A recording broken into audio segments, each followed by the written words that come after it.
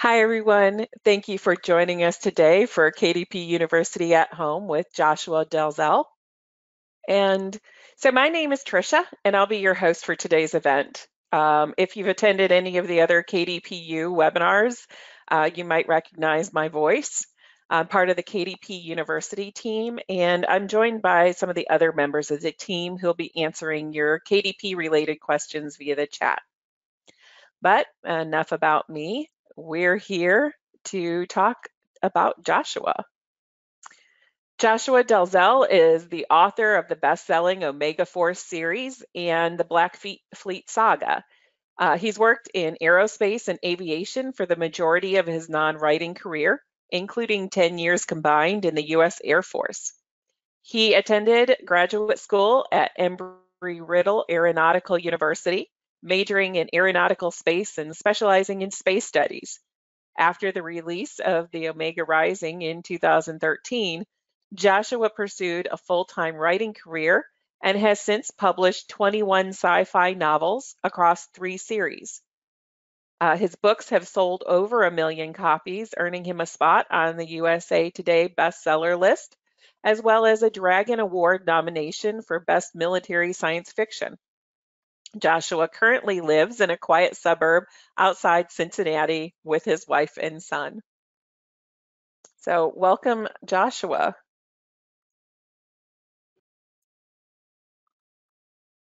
Thanks for having me. Absolutely, absolutely. Just get things a little bit organized. So how are you doing? So you're outside Cincinnati, huh? Yeah, I'm a suburb north of Cincinnati, kind of between Dayton and Cincinnati. So things are going good here. We've had low case numbers and all the craziness going on. So hope everybody out there staying safe and sane with these kind of strange times. Yeah, absolutely. It's kind of a lot of adjustment. Has it impacted your writing or your life a whole lot? Not particularly. I'll be honest, if I didn't watch the news, I might not know what's going on. Kind of a little bit of a shut anyway, working from home. So other than just going out and kind of seeing people in masks and seeing the low traffic, it's not a lot's changed. Okay. We're hearing that a lot from some of the authors who are definitely kind of homebodies. I'm the same way. All right. So let's get a little background on kind of how you got started in your journey as an author. When did you decide that being an author was your calling? It was pretty early on, I think, or if not my calling, at least my pipe dream in life. Through junior high and high school, I did enter writing competitions and things like that, and it was always kind of that, ooh, maybe what if I could be a novelist or a storyteller for a living? But it was always one of those dreams that just, let's just keep that to myself, because that's a little crazy to even say out loud, because it would just seem like such a far-fetched, outlandish thing to even hope for, much less pursue, like, try to. I didn't go to school for creative writing or anything like that, so it just seemed too impractical for me. Yeah, well, that makes sense because you went to school for Embry-Riddle's, known for aerospace engineering, correct? Right. Yeah, so that's kind of a big switch. Yeah, I guess a little bit of a practical side to me. I always thought that while pursuing writing, I had to have some sort of grounding in a STEM field to have something that I could guarantee that, like, well, I can still make a living as an engineer if if this writing thing doesn't pan out. Makes sense. Absolutely. So along with that, so you primarily write in science fiction? Right now, entirely in science fiction, and I think it's a lot of pursuing, what and what it makes you comfortable at first. So military science fiction, I had good groundings in both, what life's like in the military, and the science for that type of subgenre is pretty within what my education was in. And so what happened was, when the sales started accumulating quickly, you started writing more in those series. So then, it feels like I just started yesterday, but 7 years later, I'm still writing in the same subgenres. So because your background is in aerospace, do you still have to do a lot of research before you write your books? Yeah, because it's, some things I work a lot, mostly in electronics, even though my background, I do have coursework in aerodynamics, spaceship design, crew resource, things like that. But you want to be as accurate, or at least as realistic for the readers as possible, because in my genre, in science fiction, the readers are smart and they're savvy, and you want to make sure that what they're reading doesn't snap them out of the story. I mean, you're always asking them for that suspension of disbelief, but you don't want them to be Mhm. like, what am I reading? This is ridiculous. So, Nice. So I always find it really fascinating to ask authors about the favorite character from their books. They mhm, usually are happy to talk about favorite characters in other people's stories, mhm. but I want to know who your favorite character is from your books, from your Uh, series. my main protagonist in the Omega Force series is Jason Burke. Mhm. He's probably I go to say my favorite because we've been together the longest. I've been writing him for so long that I actually do think of him as a separate person. I think a lot of times we start our main characters or our first early outings as it's sort of a blurry reflection of ourselves, and then Mhm. they kind of evolve into something that's very unique. And so it's been interesting to watch that, even though I'm the guy writing him. It's fun because he's very rash and very reactionary, and that causes people to assume that he's just not very bright, and so that's always fun to write the dialogue for that. Right, right. Is he kind of living the life you wish you could? There's a lot of that, a lot of escapism, and he was shanghaied onto a spaceship and got to live these wild adventures out in space as the only human kind of. So yeah, there's a little bit of the watching Han Solo as a little kid where you're like, oh man, that'd be cool. So Right, right, right. So let's talk a little bit more about the writing. mm. You are a self-published, you work primarily in self-publishing. What's one thing that you wish people understood about writing or self-publishing? uh it's a marathon, not a sprint, and it's hard. It's a tough business. There are a lot of people that want to do this. So understand that this is a fantastic job, but you got to approach it like it's a job, and especially independent publishing and self-publishing, where you don't get to just hand over a first draft to a team of editors and people that are going to Hmm. polish it and ask you for revisions and ask you if this is okay. You got to do everything. So that means you have to hire your own editors, your own beta readers, your graphic artists, marketing team. Everything is up to you, and so Hmm. it's up to you how involved you want to be in that process. You can hire a team to do the whole thing for you, and it's going to cost you a lot, or you can try to do it all yourself if you're confident in that. So it's but just understand that the readers demand and expect excellence out of you. So approach this Hmm. as you would any professional endeavor.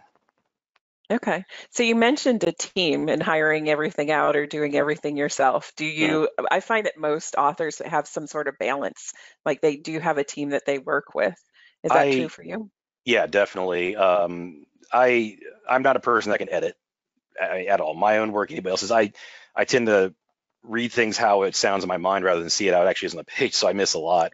So yeah, Right. I have to hire a team of guys that go through the first draft and the revisions, and then I have beta readers at the end that try to catch all the other small stuff. Hmm. Um, as far as creative content, I have worked with developmental editors on things. There's a standalone novel called Blue Shift that was really outside of my usual stuff. So I worked with a developmental editor to work on the actual guts of the story and the mechanics Hmm. to make sure that this was something that wasn't going completely off the rails, just a sounding board. But that's the Right. nice thing about self-publishing is I get complete creative control. I don't have anybody telling me no, you can't do that. If I'm insistent and confident that no, this is an element that has to be here, I can just Hmm. do it, and nobody says no. Okay. Um, so if you had to kind of play off of that, if you had to sum up your experience of becoming a self-published author in just a few sentences, how would you tell that story? It's it's been one of the most life affirming things I've ever, where you discover what you were born to do, and it happens, and it's it's kind of one of those things where you get to wake up and you're living within your dream, and it's tough to believe sometimes. Hmm. I was a guy who had the rejection slips and the from publishers, and the agents didn't really feel like they could sell your story, but I was still somewhat confident that I had something to give to the reading community, and Hmm. so being able to do it through self-publishing and having them respond to it was it was that affirmation I kind of was craving of like, no, you actually can tell a story that we want to read. Yeah, and obviously that's worked out well. Yeah, yeah, So, better than I could have ever hoped for. well, good. To go along with that, when did you first realize that you could become a full-time indie author? um let's see, I started publishing in 2013, and I released three books, and it had a pretty organic, slow build. But by the end of 2013, the income was starting to really pick up to the point where it was like, oh wow, this, I was still seeing the spikes and valleys of Mhm. releases. I wasn't seeing it kind of level off yet because I just didn't have enough content out. But by mid 2014, it was pretty obvious that this is starting to become self-sustaining and get a life of its own. So, you have a choice of, well, I can continue this as a hobby, and which is tough Mhm. sometimes, and then I'll always Yep. stay in this spot, or we can go make it a full-time gig and see how far I could go in it. So it was about a year and a half in when I, had to make a choice of, you know, keep doing this part-time or do it full-time. Right. Now you have reached the Amazon charts bestseller list, Hmm. right? Yeah. So how did that feel the first time you hit the bestseller list? The first time you have a lot of the genre top 100s where you'll get your little orange Mhm. bestseller tag, and that's always very, very cool. Um, it was beginning of 2015. I had released a brand new series. The first book was called Warship, and Mhm. it was the first time I had a book go into the top 100 overall on Amazon. And this was early 2015. Not a lot of science fiction books were doing it at all. I mean, you had, Hugh Howey was doing it, and Right. I think Von Hepner had just released a book that went pretty deep. And Uh-huh. so Warship did its usual for me. It kind of went up, and about the time I was expecting to see it start rolling off in sales and rank, it just kind of stuck and stuck and stuck. And towards the Mhm. end of January, it was funny. It was one night, myself and Nick Webb, another author, were messaging back and forth because it was sitting at like 108. It's like, oh, it might do it. And my wife and I were sitting at a restaurant eating dinner. I pulled up my phone. It was at 88. And so I yelled out in the restaurant, and they were staring at me. It was fun. It was um, that was more exciting, I think, than the USA Today bestseller list for me. Oh, wow. Awesome. So recently you released a new book, Bone Hmm. Shaker. Um, do you want to talk to me about that a little bit? Kind of The explain where it falls in the series and Sure. Bone Shaker is the second book in, it's called the Terran Scout Fleet series. And this Mhm. gets a little murky because what I did was Omega Force is very much, it straddles the line between space opera and sci-fi and military sci-fi, I Okay. mean. So what I wanted to do was within that Omega Force universe, develop a purely military sci-fi series. And Mhm. so what I did was I took the main protagonist, Jason Burke's son, joins Earth's new space military, and he's the guy in Terran Scout Fleet. So now I have these two series that run parallel to each other on the timeline, but they don't really touch yet. Just they're Okay. aware of each other. And so Bone Shaker is the second book in that spin-off series. And so the main the son is the main protagonist, and he's in a forward recon unit. And Mhm. so a lot of the it's shades of a Megaforce in it where you'll see it's small team, things like that. But it's not a. I was very careful not to just make a direct copy and try to recast it just to Mhm. prop up a second, look-alike. Nice. Nice. Um, Now, as a successful author, you've had a lot of great experiences that I think would help other authors. So I was thinking we could talk a little bit about that for a bit. Hmm. Sure. All right. So we do have a lot of new authors or, individuals who are starting to break into writing. Hmm. What advice would you give to a brand new or aspiring author who's considering Kindle Direct Publishing or self-publishing? Um, this is gonna. I know, temper expectations, but be hopeful. Mhm. Anybody can do this. I mean, assuming all things being equal, assuming we're all people who like to write and have Mhm. a talent in writing, there's nothing holding you back from being able to hit these charts. But just understand that you have to have the content. You got to put the work in on your project first, and then worry about the kind of the minutia of the business, which is the marketing and the things we all take care of. I see sometimes new authors tend to want to rush through the writing process and then get to, okay, I bought a really pretty cover, and now I'm going to market it and try to get sales. And if you're really hammering and marketing that one book and it's got problems, and then there's nothing to follow up to sell people, you're going to be a little bit of a bottle rocket, and that's maybe not what you want. You want something that's sustainable, and just be patient. I went through the same thing with guys like BB Larson and Tom Harris and Von Hepner. I mean, you watch those guys on the charts ahead of you, and you're like, oh man, if I could just get there. and it'll happen, but just understand that it's a more of a grind at that. You're not going to race to it. I mean, some very, very few people will. I mean, you get that one breakaway hit that, Mhm. comes out of nowhere. It's like, wow, that's nice. So, Yeah. but it's not a strategy to bank on. Okay. Um, so going along with that, can you explain approximately how long is your writing process for a new release? From the time I start the project, or for when Mhm. it's first drafts. I'm not a super fast writer compared to some guys, some of my peers. My first draft can take 2.5, 3 months sometimes. Mhm. We'll call it 2 months usually.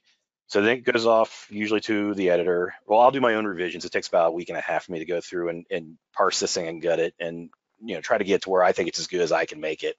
Mhm. And then it'll go to the editing guys, and they'll keep it for 3 weeks or so, and feedback along the way. And so then I get that back, and then I put it all back together, and then I do another blind read through myself and make my last notes, as far as here's the last little nitpicks that I found that I want to change, or consistency wise, or I didn't like the way that was worded. And then it goes to the beta reader team, and I've about 7 people that are consistent as far as can read the Mhm. book within like 2 days.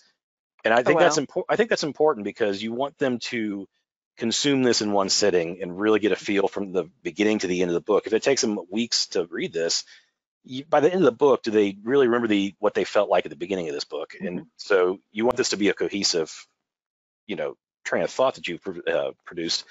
And so they'll make their notes and get it back, and then I go through those and roll them in. I do that all myself, as far as, I agree with this, or I'm keeping it the way I had it. Mhm. And then after that, it's basically just formatting, and then getting it ready for upload. So probably 3 to 4 months from the time I start to the time it's in the Kindle store. Gotcha. Now, once you do have it in the Kindle store, one of the big questions that we get from a lot of aspiring authors is about marketing, that Mm-hmm. everybody wants to know, how do I sell Yeah, my book? What makes it sell?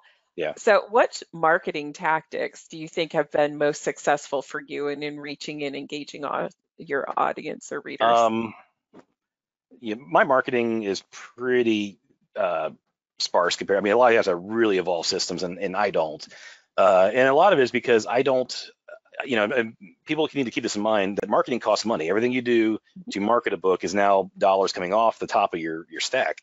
So if something's not working, get rid of it. I mean, Mhm. really, don't cling to something because somebody else told you that you have to do it, or you like the idea. Just, you got to be real mercenary with this.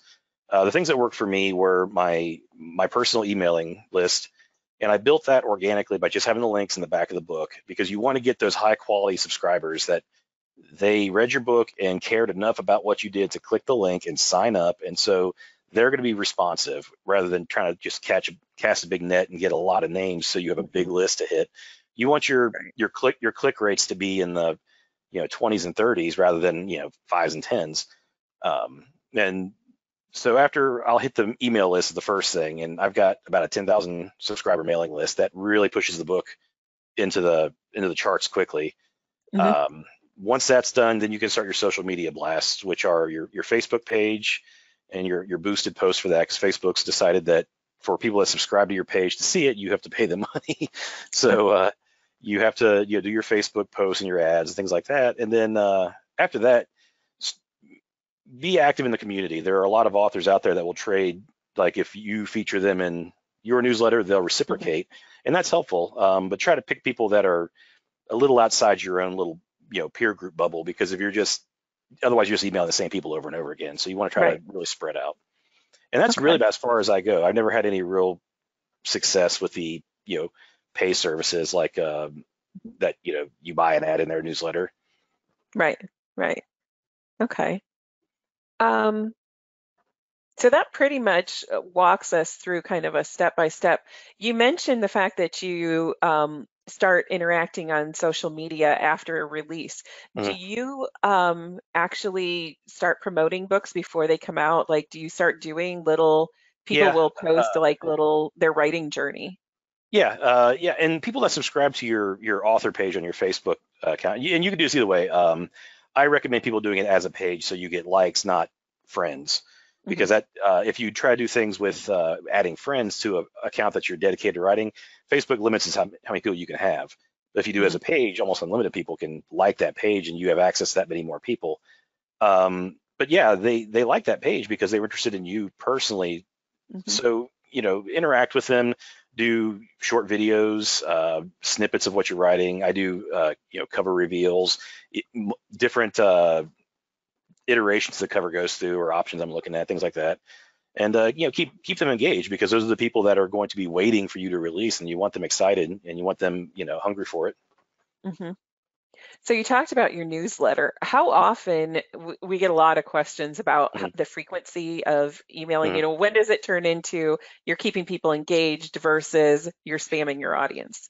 Yeah, I was getting so many unsubscribes. I think it's because we all use this tool now.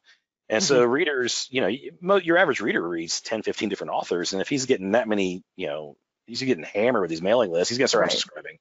And so what I ended up doing was only doing new releases. Okay. And then sometimes if it's been a while, I'll do a, quarterly what's new Hmm. type thing, but try to make sure you have something for them, whether it's here's a PDF of a short story I wrote, or a little, writing exercise, or something to give them that make sure they just don't click the unsub button at the bottom and Right. get off your list.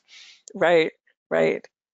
Um, to go along with that, you talk about, if you haven't heard from them, you'll email them, but Mm, what's the frequency of publishing for you? I mean, you have what, three series now, yeah, and so how frequently do you publish? I, you know, it.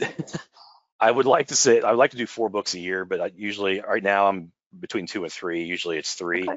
And yeah, with 3 series it's challenging because I'm trying to go one after the other to service each series in turn, and that's where Hmm. I've kind of got myself into a cycle I don't like. I'd like to be able to just have 2 series to concentrate on, because I think that's I can really dedicate a lot of time to that, because what happens is the Black Fleet saga, which is kind of rolling up on its conclusion, is so there's nothing that's not related at all. So when I go back to that, I really have to go and reread the last book and really try to re-immerse myself in there, because you can cross-contaminate your worlds if you don't. Right, right. That makes sense. So with self-publishing, you talked about the fact that there's a lot of onus on the author Mm. for ownership on that. What are some of the tools that a self-published author cannot live without? Um, as far as I really don't have a lot of tools. I use some of the online or whether the add-ons to like Microsoft Word, like Pro Writing Aid or Grammarly. Hmm. Those can really help your first draft process. So you're not, you know, you want your first draft to be as clean as possible before it goes to the editor. You don't want to pay for somebody to be cleaning very basic grammatical errors. Hmm. Um, Other than that, your support team is going to be your biggest tool. And use your beta readers as more than just, hey, I got a book done. You guys chew through this and get back to me.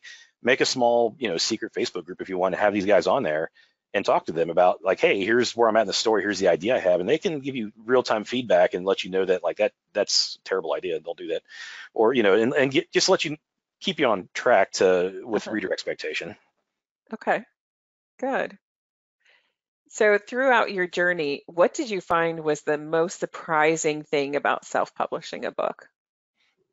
Um, I guess the reader response I thought was pretty amazing. I remember when I first, because self-publishing was a thing back in the 90s, but it wasn't like it wasn't KDP. It was just you would take your vanity project to a small press, and they would print the books out, and you would sell them out of the trunk of your car at swap meets, things like that. Is the vision I had in my head, and it always engendered like low quality was the Right. the hit on that. And I had a little bit of that, well, if they couldn't get a publishing deal, how good could this book possibly be? Hmm. And so I think a lot of people had that.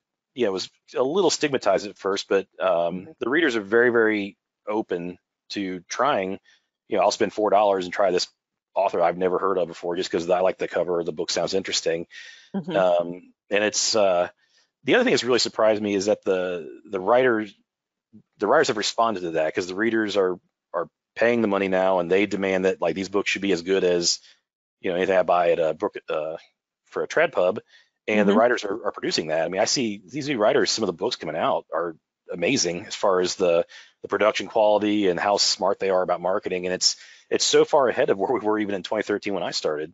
So Right. Yeah, it's come a long way in the last few years. I totally agree with that. All right. Well, we've got lots of questions that are coming in from the people attending. So let's take a look and see if we can answer some of these. Um, so we have one question. Is publishing a book on the Amazon KDP platform still a worthwhile venture? oh, most definitely. Um, it's KDP is still the biggest platform out there. So if you're going to self-publish and not use KDP, I mean, I'm not sure what your rationale would be behind that. There's a lot of readers and a lot of devices out there, and there's huge reach in this platform globally to get your book out there. So Mhm. To kind of piggyback off of that, I'm going to ask you a question that kind of comes up. So are you in Kindle Unlimited or are you wide? I am in Kindle Unlimited on everything but one book. And there's a specific reason I kept the one standalone book wide, and I can't remember what it was now because it's been so long since it was one of those books that was written and released, and it's a little orphan that sits out there. But yeah, Hmm. for the longer series, I found that the demand for the Kindle Unlimited readership was so great that I couldn't. You're kind of ignoring at your own peril. I mean, Hmm. uh, these are really voracious readers that go through books quickly, and they like the long running series, Hmm. and they pay for that subscription. So if you're not in it, you could lose out on a really big segment of the market. Okay. We get a lot of questions about reviews, like the customer reviews. How'd you get your first 100 reviews? I don't solicit reviews. I feel like, and that may be through my own, I don't know, I guess lack of confidence at first would have been like, I feel like you were soliciting reviews, but you weren't asked, guaranteed good reviews. So it was, be careful what you ask for. Right. It just, it kind of just happened. Mhm. The first 100 on the first book, I do think I had a really well-known horror author had read my book and just posted a review on his website, and I didn't know about it. And Oh, I wow. got a big uptick in sales for about a month or so, and there were a lot of reviews that came from that, and there were his readers that read it and kind of agreed with his. I liked it, and so that really helped out a lot. That was a nice lucky break at the beginning. Yeah. So did you, I'm assuming that you didn't like send your book to him and ask him to read it. He Mm-mm. just found it I didn't even. organically. He just found it was actually kind of funny because I couldn't figure out where the sales came from. And it was one of those things where it's like the sales just surged. I'm like, I don't know, this is self-publishing is kind of easy. Everybody makes it sound like it's real hard. And so finally, somebody told me that well, the guy had it on his website and reviewed it. I'm like, okay, mystery solved. So There you go. Do you ask other authors to read your book or do you send copies to other people to review or no, I kind of when I first started, I did everything in this weird. I didn't really reach out that much until I was already kind of a couple years into this. okay. I didn't go on any of the Facebook pages or the internet forums and things like that that were other writers congregated. I Uh-huh. was just in a little isolated bubble and just did things on my own. And so by the time I started reaching out and talking to people and going to these writing conventions, I was already pretty deep into it to where I had my own system set up and I was doing fine and didn't really see the need. Okay. All right. So you mentioned earlier that spending money on a paid advertising as a new author. Do you use paid ads? Yeah, I still buy Facebook ads, even though they're of kind of they're diminishing returns on that recently. Okay. I still do. Amazon has its own marketing system now. It's AMS where you can it's in the KDP portal where you can Mhm. click on advertise this book with us, and it gives the paid sponsored ads there on the product pages. Mhm. And I have really good luck with every book that's released. I'll run an ad for at least 2 months, and then the first Mhm. book in every series or every trilogy I run permanently. And Oh, so okay. that's my strategy there instead of trying to advertise every single book because I feel like running an evergreen ad for a sixth book in a series sometimes doesn't, somebody sees it like, well, book six, I'm not reading five to get to that. But if you keep advertising that first book, you may start drawing in people into that funnel. Right. That's a really good strategy. Um, so as a new author, how did you figure out your budget for advertising? Um, just whatever you're comfortable with. Mhm. Just know that advertising, especially with AMS, is scalable. Mhm. So if you are, first time out and you've already spent hundreds of dollars on this editor, and you've already spent $500 on the cover, and so you're looking at, you haven't made any sales yet, just kind of be careful with just dumping money down a hole in advertising, Mhm. um, until you have something to kind of offset the costs. Unless you have the cash to burn on, then hey, let it rip. I try to keep to where my average cost of sale is always, excuse me, around the 80% mark. So I Mhm. don't like seeing that number get up to where I'm paying more for a click than I am making in the sale. Then it's Right. now it's, yeah, you're getting visibility, but you're literally losing money on this ad. So Okay. 80% is like the it's good that's average. Yeah. pretty good. Mhm. Um, so you talked about the fact that, when early on you went through the traditional route and you got the negative feedback and you were like, well, maybe this isn't the thing. Mm-hmm. Is that about the time, do you still doubt yourself as a writer, or did you doubt yourself as a writer at that point? I feel like, writers, we're all a little neurotic to one level or another. So there's always that self-doubt. And like it's always the, what's it, 21 books out now, that release day and that click of that, okay, it's going out into the world and I can't stop it and I can't hold Hmm. its hand anymore. It's still nerve-wracking. It's still kind of like, ugh, I hope I did everything right, or I hope that they like this one, or so. Right. And it's different feelings because when you're first one, there's that fear, but there's that excitement because nobody's ever seen your work before. So Hmm. it's a lot more excitement than fear, at least in my case. Now, where I know that right away a lot of people are going to see it, there's just nothing Hmm. but fear. Where it's, you know, is this going to be how I kill my own series, or Is this how it all ends? yeah, Um, so do you plot your storyline in advance? yeah, loosely. Okay. I'm probably, I guess, when they call plotter and pantser, I'm really pretty dead set in the middle. In Hmm. my office, I've got a big 8-foot whiteboard, and I do Hmm. the thing like we did in English class where I draw the 3-act curve. And what I Hmm. do there is I put beat marks, and that's more to keep me on word count to make sure that I'm hitting the peak of the climax at about Hmm. 60,000 words, so I don't blow in a 150,000 word story and make this book too long, or Right. cut it short and run it under. But what I'll do is I'll sit down that first time when I plot the story, and I'll develop Hmm. each major event that has to happen along this timeline to make this story work. And then I'll just start writing, and then I'll start filling it in as I go. But I make Hmm. sure that those major events are kind of in stone to keep the story on track, because if it skews too much, then that screws me up 2 books down the road. And so now I have a lot more work ahead of me to fix that Right. problem. Gotcha. All right. Um, do you sometimes worry that if you write about what you know, other people are not going to be interested? Yeah, and there's a risk in that where we all have individual experiences and pockets of knowledge that we are the expert on. And Hmm. our tendency is to, once we hit that pocket, is you're gonna learn something today. And you just keep in mind that your reader, it has about a 30,000-foot view they want to see of this stuff that you know. So Right. if you're a programmer and IT guys and things like that in computer science, really don't give a 20-page exposition on your main character writing this program and why he made certain choices and hooks and and go-to loops and things like that. Just Right. keep in mind that somebody is casually reading this while they're getting their car's oil changed, and like maybe you really don't want to snap them out of the story too hard. Okay. Okay. Um, if you had to come up with your top three things that all authors should do to grow your followership, Hmm. what would it be?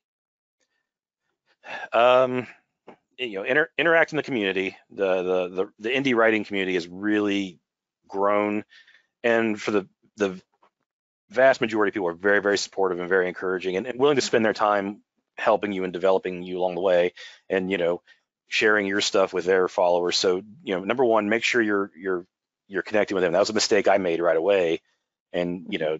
it kind of hamstrung me. And then two, make sure that when people do reach out to you, like readers and things like that, respond to them and be active. And I know a lot of us are kind of introverted and it's not comfortable. And what you need to understand is that to other people coming in and readers, that could seem like you're a little arrogant, aloof, even though you're just uncomfortable with the fact that people want to talk to you. Like, I don't, I want. So, um, and three, just be available to, you know, when you reach out to the writing community and they help you out, make sure that you respond to that downstream, because eventually you're going to be in a position where new writers are going to come to you and say, hey, I've got a new release. Maybe if you could take a look at it, put on your Facebook page. Just remember that somebody helped you at one point, and return the favor when it comes to your turn. Okay. Um, to kind of follow up on that, sorry, I had something. I lost it for just a minute. It'll come back to me. Um, actually, it just came back to me. So, talking about mixing the writing with the business aspect, or the, Hmm. interacting with your followers, can you kind of walk through your day? What does your day look like? Um, I really try to doing something rigidly structured doesn't really work for me, because I tend to find that, like, if I try to say, well, I'm going to write from 10:30 to 2:30, then I sit here from 10:30 and 2:30 and watch YouTube videos. And so I just kind of let the writing part happen when I really, like, I'll naturally kind of gravitate towards the computer and, like, sit down. And I found that I'm more of a night person. I know I really try to be the early morning writer, like a lot of my friends are, and really, like, oh, I'm gonna hammer out 4,000 words before breakfast, and it's gonna be Right. amazing. And it never happens. So usually around like 9 o'clock at night is when it really starts to get going for me. Uh-huh. But I will sit down first thing in the morning. I go through all my emails, and it's usually, either things with the audio publishers or other writers, or doing the reader responses through the Facebook messages. And then Hmm. after that, I'll check all the marketing stuff, make sure the ads didn't get turned off, or, and then check, see if there's no huge dips in sales or spikes or anything I need to look at. And then after that, it's just kind of, I'll mess around with outlines, things like that, because I kind of need to warm up. I can't just dive right back into a project. And Right. then I really only spend about 2 to 3 hours actual writing a day, because that takes me Uh-huh. up to about 3,000, 4,000 words, and that's my limit. I know some of these guys will write 8,000 words a day, and it's like, wow, that's my brain would be jello by then. So, Okay. Um, sorry, I'm going through some of the questions that have come in. So have you ever, we've got a question here about how I find profitable niches. mhm, Do you ever look at what you're writing in and think, oh, there's this, new genre that's coming out, or there's this new niche that's coming mhm. out, and skew your writing to that? Or do you feel that, I feel like by the time that you become aware that it's skewing, Mhm. it's it's already too late to jump in, because it's trending now because of and I say that being the guy that, like, I was the military sci-fi subgenre kind of exploded, and that was after the 2015 bump that I had with the original Black Fleet trilogy. So I feel like Mhm. I was on that leading edge of that, and so I know what it's like when you catch one when it's hot and growing, and it's fantastic. I mean, Right. but I really don't know how you would even try to, because what you have to do is you have to study the market, look at where things are flowing, and then you have to write a book that fits into there, and that's not going to be a quick process probably. I mean, Mhm. so I'm not, me personally, I'm just not sure how I would chase into a profitable niche. I mean, it's really easy to find small niches that have low numbers, and that Mhm. you could be, every new release is in the top. I have a number one new release tag on my book, but it's still ranked at 8,000 because it's a very, very small little subset. So Mhm. yeah. So short answer, no, I have no idea. It's I'm not sure how you would practically turn that profitable for you. Gotcha. To kind of piggyback off of that, we get tons of questions about how to find keywords that work. Mhm. What's your strategy around finding keywords that work well with your books? I kind of cheat. I use a program called KDP Rocket, Uh-huh. and it lets me plug in the macro words. Like, I plug in my name, my book titles, authors' names that I want to compete against, and it generates a list of all the associated keywords that you might want to take, and then you can Hmm. pull those out and compile a big list. I use that for my evergreen ads, and then as far, Hmm. oh, well, that's for the AMS stuff. As far as keywords, when you're going to KDP and you're first publishing, Hmm. find the books that you think you're most likely going to compete with. And if you go down and you can look at what their subgenre ranking is, it'll pick out the categories. I mean, even down these sub categories, and kind of start Hmm. pulling those out. And that's where you want to land at. You want to make sure that that keyword kind of grabs as many as possible. So don't make it super specific when you're in the publishing portal. Gotcha.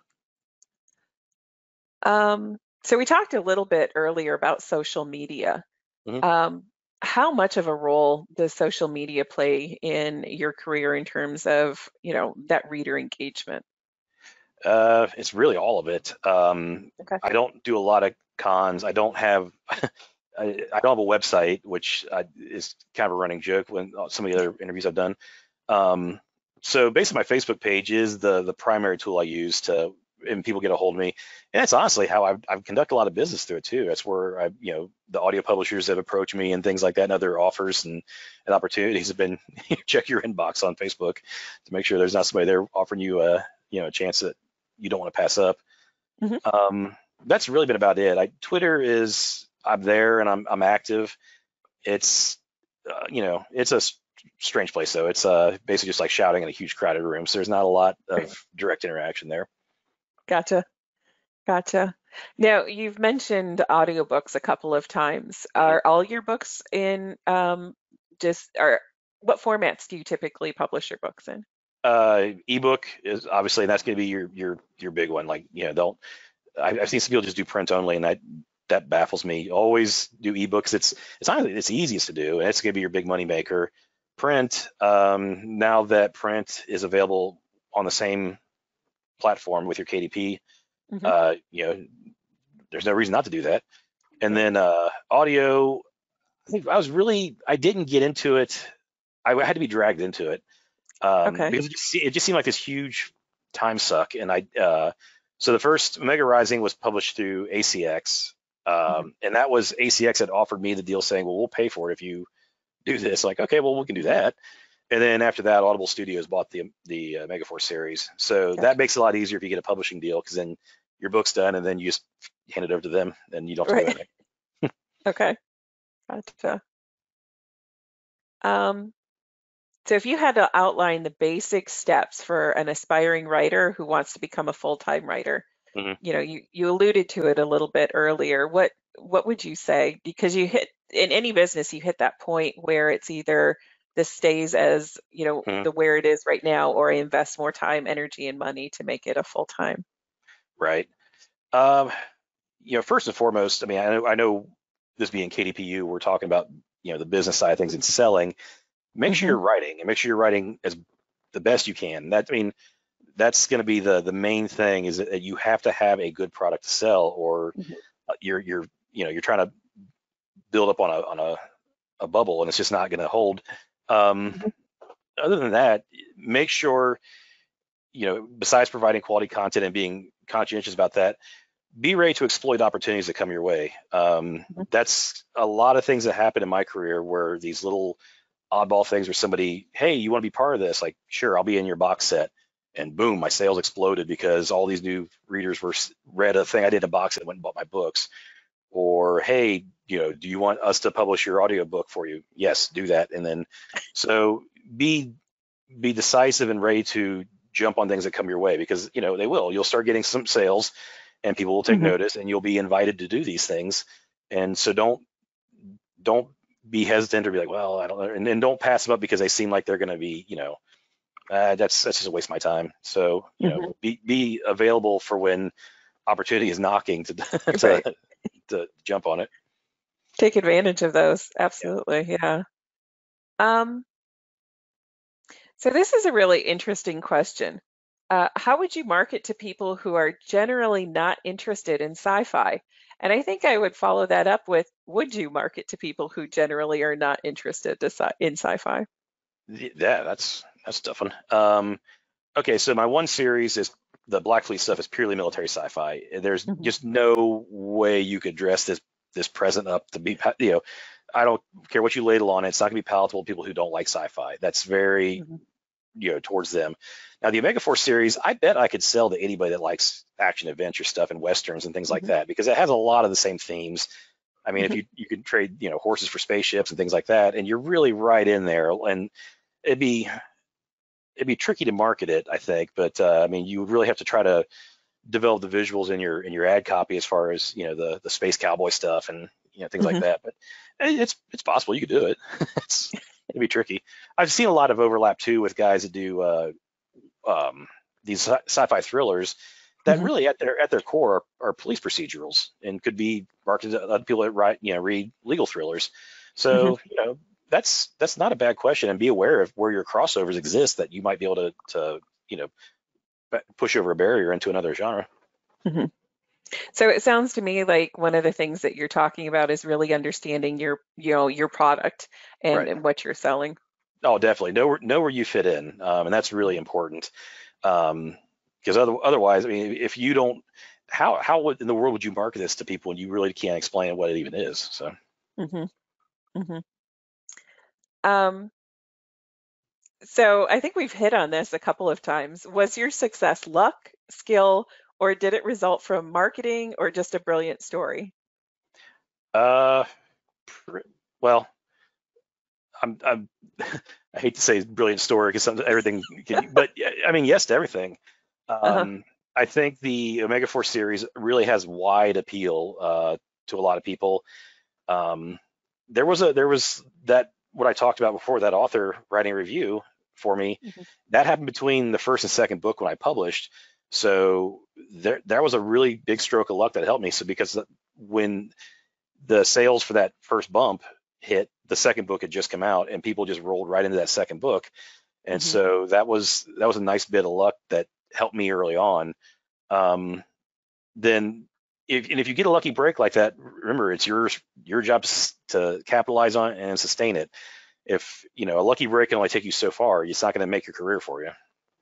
Right, right. But Okay. they happen and it helps, and it's it can be something as simple as a guy writing a review for you, or Uh-huh. you being invited into the right box set, or I mean anything like that. Hmm. We get a lot of questions about copyright. Hmm. Um, so we usually talk to people and discuss that, you need to go to copyright.gov for more information on that. Hmm. Do you copyright your books at copyright.gov? Yeah, I do that. In fact, I've got the certificates in a pile here that I need to do something with. Yeah, and you'll get, yeah, because it's what, $55 now, I think, to do Hmm. and it's worth it. Once you get to a certain level, you really want to protect your IP. Hmm. That's everything to you. And if you find yourself in a position where you've either lost control of it or you're in a legal fight for it, I mean, you're going to spend a lot of money to prove otherwise. But if you have that piece of paper with the date on it, that simplifies the process. Like, nope, here it is. Sorry. Hmm. You know. Yeah. Okay. All right. Let's see what other questions that we have.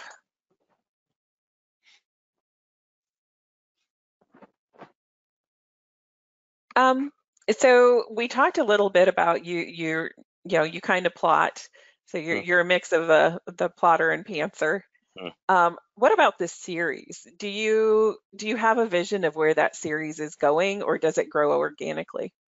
The Omega Force series, because to be honest, I didn't really expect it to be a series. It was just going to be the one book, just to dip my toe in the publishing, world, see what this is all about. And so it's grown organically and has meandered. And there's been because there's getting ready to be 12 books out in it. That's getting long. So there's been I call them seasons. So I'll follow two or three major arcs. Now the other Uh-huh. two series were developed specifically with the long game in mind, to where like the Omega or the Black Fleet Saga was going to be 9 books all the time, and then the Terran Scout Fleet's going to be, I think I'm gonna cut it at 10 is the way it's looking. And Uh-huh. so and that makes it easier when you've structured it. It does keep you on track a lot better per book. Whereas yeah, the Omega Force series kind of it can be a little wandering at times, and so you have to rein yourself in on it. Bring it back. Yeah. All right. Um, I think we've answered some of these questions that are coming in. Oh, here's one. What was your first book published on KDP? It was Omega Rising was the first book out. It's the first in the Omega Force series. It was published well, it was written as a standalone. Um, Hmm.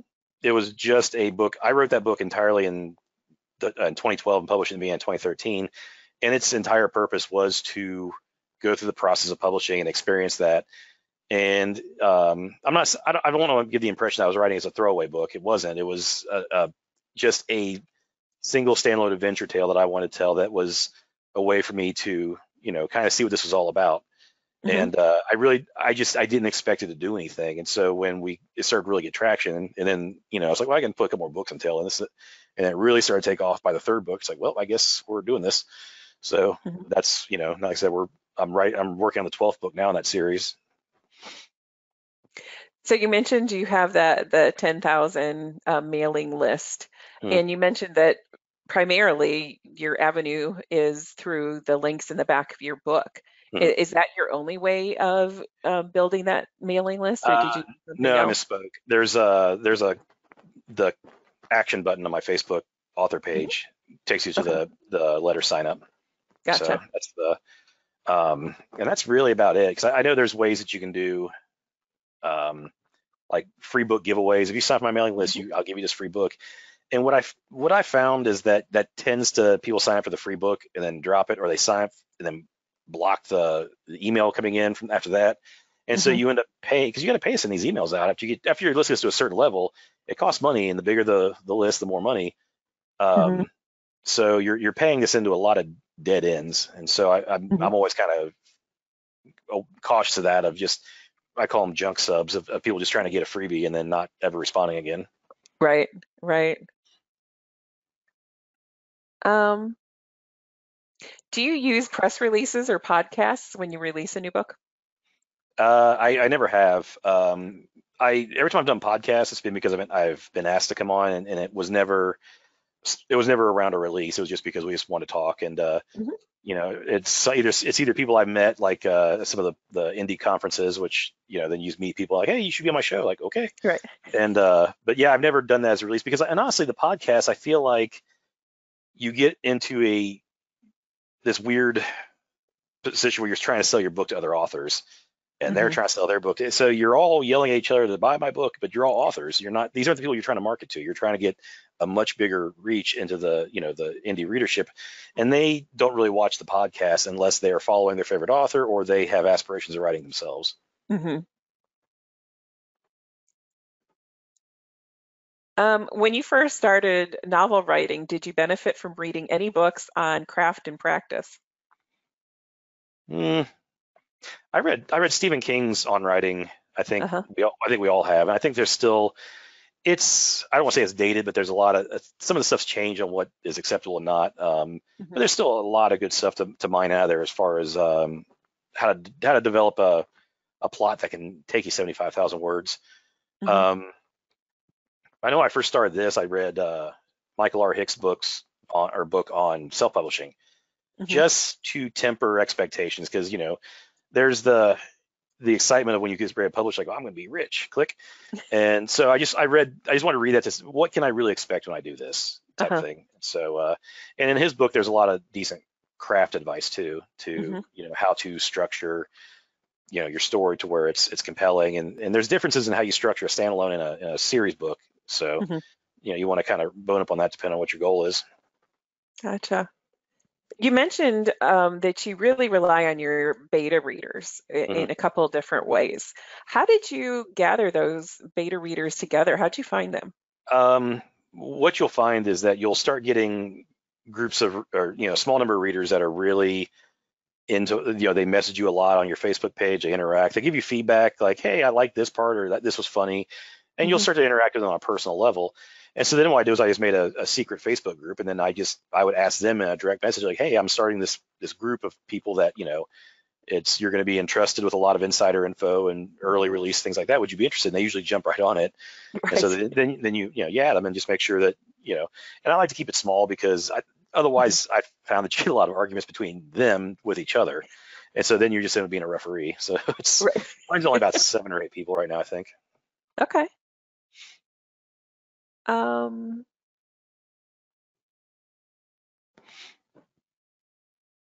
This is a good one. Your book, Omega Rising, reminds me of Guardians of the Galaxy and Hitchhiker's Guide to the Galaxy.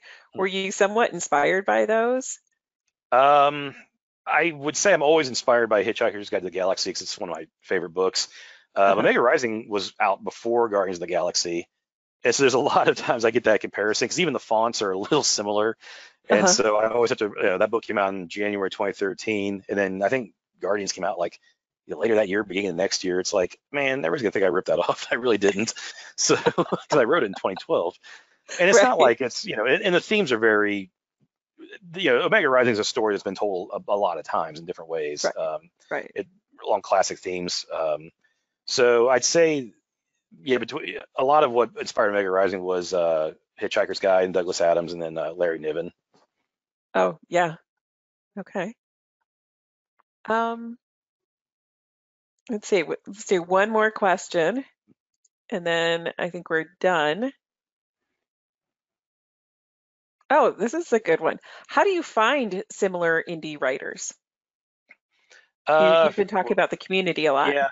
Well, luckily, Amazon does that a nice job of that for you. Is you'll see people in your go to your product page and look who's buying your book, and you'll see what they also buy, and that kind of lets you know where your what your readers are interested in. What they'll clump you together automatically, Mhm. and then go to the Facebook groups, and then they'll usually break it down by genres. And the genres, like, it's not as big as you might think. Like, I mean, I go to the Mhm. conferences and I talk to the military sci-fi writers, and there's just, I mean, I feel like there's not as many of us as I would think for as many books are out there.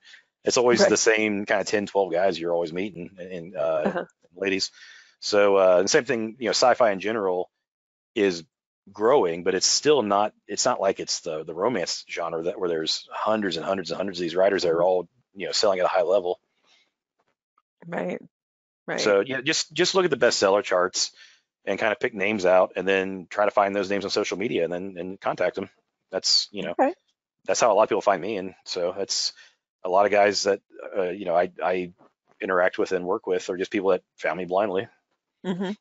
Yeah, I tell a lot of authors, feel free to reach out. They can't say yes and help you if you don't ask. Yeah, exactly. I mean, the worst is going to happen is that they're probably either just going to not answer, Hmm. which don't take that personally either, because sometimes people just get flooded with messages, or they'll just say, thanks but no thanks. I've never had a especially aggressive response saying no, or anything personally demeaning like no, not you. So Uh-huh. it's reach out and try. Well, with that, we are at time and we're going to go ahead and wrap up. But I want to extend a special thank you to you, Joshua, for taking your time and providing really great information. Well, thanks for having me on. It was fun. It's a nice Absolutely. breakup for the lock in monotony. Yeah. Well, good. I'm glad we could help with that. All right. Well, thank you all for joining us today. And as always, happy publishing.